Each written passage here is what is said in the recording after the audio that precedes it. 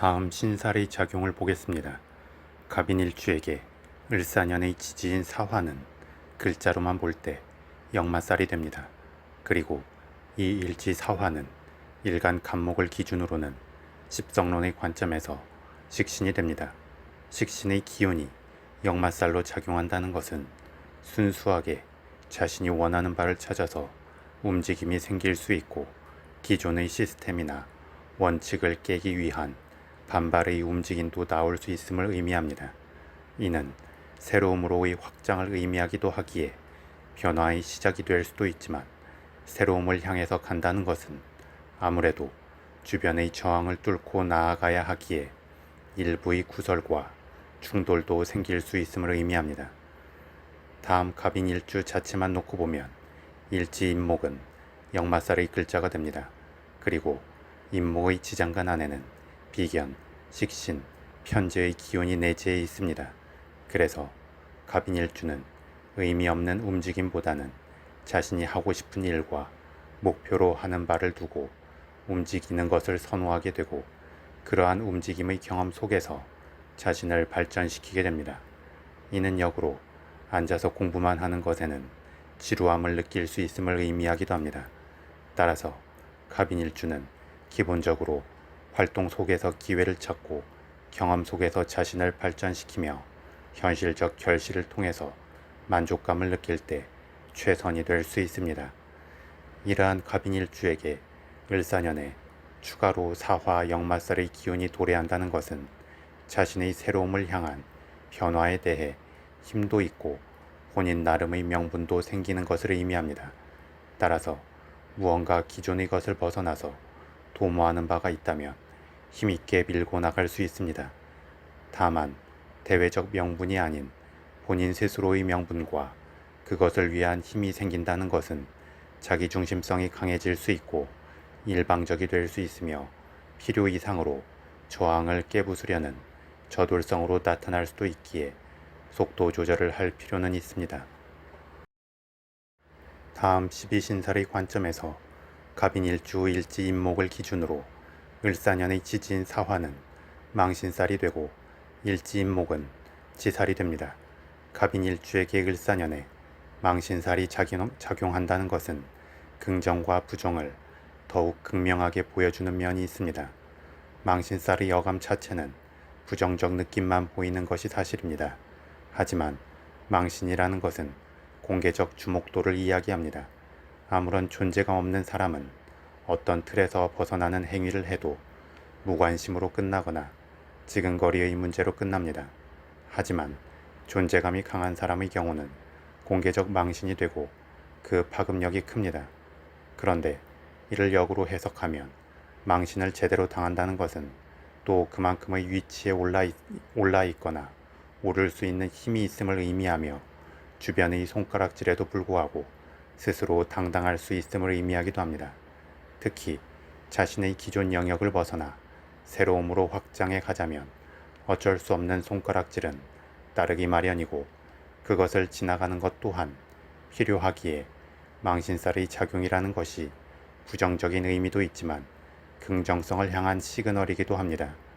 따라서 갑인일주는 을사년을 맞이하여 망신의 기운이 자신의 근간을 흔들 정도로 작용하지 않도록 제어할 필요가 있지만 망신 그 자체가 두려워서 해야 할 바를 하지 않을 건 없습니다. 물론 망신살이 12운성론의 관점에서 건록과 비교되는 면이 있는 만큼 무모한 돌파보다는 노련하고 유연하며 완숙미 있게 대처하면 더 좋을 것입니다.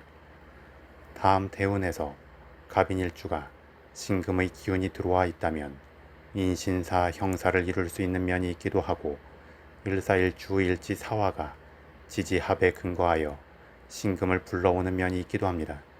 이는 결국 신금의 기운 작용이 발생하게 될 때 갑인일주는 형살이 되든 인신충이 되어 일지가 충격을 받든 하게 됩니다. 따라서 자신이 과하게 열정과 에너지를 쏟으려 하면 마치 우주선이 지구를 벗어날 때 대기권을 강하게 돌파하려 하면 할수록 그 저항은 비례해서 커지는 것과 같은 느낌이 나타날 수 있습니다. 이는 부정적으로 작용하면 신체적 건강에 문제가 생기거나 상황적 막힘이 생길 수 있습니다. 따라서 갑인일주는 을사년에 너무 직선적으로 자신의 에너지를 과하게 쏟으려 하기보다 꼬이고 꼬인 매듭을 차분하게 풀어가는 느낌으로 무언가 달래듯이 에너지를 부드럽게 펼쳐내면 좋을 것입니다. 특히 에너지가 넘칠 때에는 과도한 운동이나 음주, 업무 등이 처음에는 괜찮게 느껴지지만 급작스러운 반전이 올 수 있기에 역시나 적절히 선을 지키고 균형을 유지하려 함이 좋습니다. 다음 12운 성론의 관점에서 보겠습니다. 갑인일주는 일주 자체적으로는 12운 성론의 흐름에서 건록이 됩니다. 건록은 관대의 무모하고 저돌적인 흐름을 지나 경험의 완숙미가 쌓인 단계입니다. 또한 제왕이라는 정점의 목표를 앞두고 있는 단계이기도 합니다. 그런 만큼 상황을 아우르는 힘이 좋고 목표로 하는 바를 쟁취할 수 있는 역량이 됩니다. 또한 아직 제왕의 단계에 오른 것은 아니기 때문에 주변의 견제가 덜할 수 있고 각종 구설이나 비판에 대해서도 경험의 완숙미로 유연하게 넘길 수 있습니다. 다만 능력 있고 안정적인 기운은 본인의 대처가 어떠냐와는 별개로 시기와 질투를 부르게 됩니다. 특히 갑인일주는 기본적으로 자신감과 자부심이 강한 일주인 만큼 오는 사람 안 맞고 가는 사람을 강하게 잡지도 않지만 그 자체가 누군가에게 자격지심을 갖게 할 수도 있습니다. 따라서 갑인일주는 필요에 따라서 너무 강한 척만 하기보다 가식적으로라도 자신도 무너질 수 있고 약할 수 있다는 느낌을 준다면 주변으로 기운을 뺏기거나 과도한 견제를 받지 않으면서 안정적으로 나아갈 수 있을 것입니다. 그리고 을사년에는 이러한 갑인일주의 건록의 기운에 대해 사화, 병의 기운이 도래합니다. 병의 기운은 병상에 누운 환자와 같은 상태가 됩니다. 그렇다고 몸이 무조건 아프게 된다는 것을 의미하지는 않습니다. 대신 병상에 누운 환자처럼 지나온 날들을 관조하고 자신이 아프기 때문에 주변에 대한 공감 능력이 커지며 아픈 현실에 대한 심리적 수긍과 저항이 반복되면서 변덕스러운 심리 상태가 나타나기도 합니다. 그런데 이 사화병의 기운은 일간 간목에게는 식신이 되기 때문에 한편으로 상대적 박탈감이 생길 수 있습니다. 즉, 식신의 흐름을 타서 질주하고 싶은데 또 다른 한편에서는 병의 흐름 때문에 막힘이 생기거나 기운이 빠지는 형국이 되는 것입니다. 이는 교묘하게 본인 내면의 욕구 불만을 발생시키면서 심리적 짜증을 극대화시킬 수 있고 일적으로나 건강적으로 스스로의 마음 상태에 의해서 꼬임이 생길 수 있습니다. 따라서 갑인일주는 을사년에 일이 마음처럼 잘 안 풀리거나 기운이 빠지고 아프거나 할 때 왜 이럴까? 라는 구체적 질문과 원인을 찾으려 하기보다 적당히 내려놓고 여유 있게 가라는 신호로 이해하여 자신이 하고 있는 모든 활동에 대해 적절한 속도 조절을 하는 것이 좋습니다.